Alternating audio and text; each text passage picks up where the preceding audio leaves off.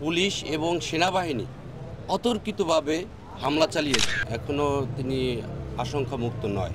তার এই নাক ভেঙে ভিতরে ঢুকে গেছে, চোয়ালটা ভেঙে গেছে এবং মাথায় আঘাত আছে। আমি এইমাত্র ভিতর থেকে আসছি আইসিইউ থেকে। সে খুবই আশঙ্কাজনক অবস্থায় আছে।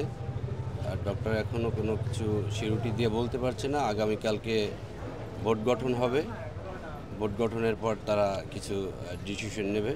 তার মেজরিটির প্রবলেম হচ্ছে তার এই নাক ভেঙে ভিতরে ঢুকে গেছে এবং এই সাইডের চোয়ালটা ভেঙে গেছে এবং মাথায় আঘাত আছে।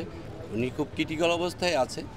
এখন আগামীকালকে ডক্টররা বোর্ড গঠন করবে, তারপরে সিদ্ধান্ত নেবে যে আসলে কি চিকিৎসা দেবেন ওনারা। এখনও তিনি আশঙ্কামুক্ত নয়। আপনারা যেতটুকু জানেছেন বা অনেকে বলেছিল যে নেক্সট টাইম জাতীয় পার্টি হামলা করেছে। আসলে বিষয়টা হচ্ছে, প্রথমত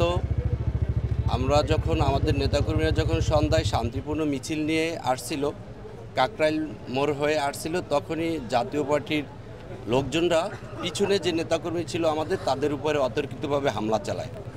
এক পর্যায়ে দুই গ্রুপই মুখোমুখি অবস্থান নেয়।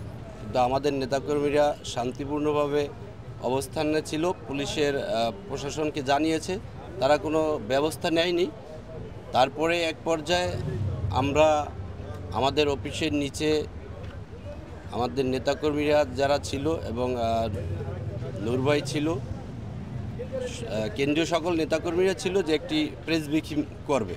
এই ব্রিফিং করতে এসে এই ব্রিফিং করা অবস্থায় আমাদের নেতাকর্মীরা আসলে কিছু বুঝে ওঠার আগেই পুলিশ এবং সেনাবাহিনী অতর্কিতভাবে হামলা চালিয়েছে। হামলাটা এমনভাবে চালিয়েছে যে মনে হচ্ছে যুগ যুগ ধরে তাদের উপর একটি ক্ষোভ রয়েছে। সেই ক্ষোভের বহিঃপ্রকাশ এই হামলার মধ্যে দিয়ে তারা ঘটিয়েছে। এমনভাবে পিটিয়েছে মনে হচ্ছে যুগ যুগ ধরে তাদের উপর একটা ক্রোধ ছিল। আসলে ভাই, আমরা তো জুলাই আগস্টে আন্দোলন করেছি, কোটা সংস্কার আন্দোলন থেকে কথা বলেছি, এই মানুষের ভোটাধিকার নিয়ে কথা বলেছি। এই কথা বলার মধ্য দিয়ে আমরা রাজপথে বারবার রক্তাক্ত হয়েছি, আহত হয়েছি। আমি নিজেও ডাকসু হামলায় আহত হয়েছি। এই ঢাকা মেডিকেলের আইসিইউতে ভর্তি ছিলাম এই হাসিনার এই ফ্যাসিস্টের আমলে।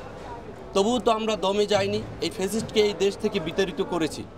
আমাদের সেই বিতাড়িত করার প্রতিদান কি এই দিয়েছে? আমাদের সেই প্রতিদান কি এভাবে দিয়েছে?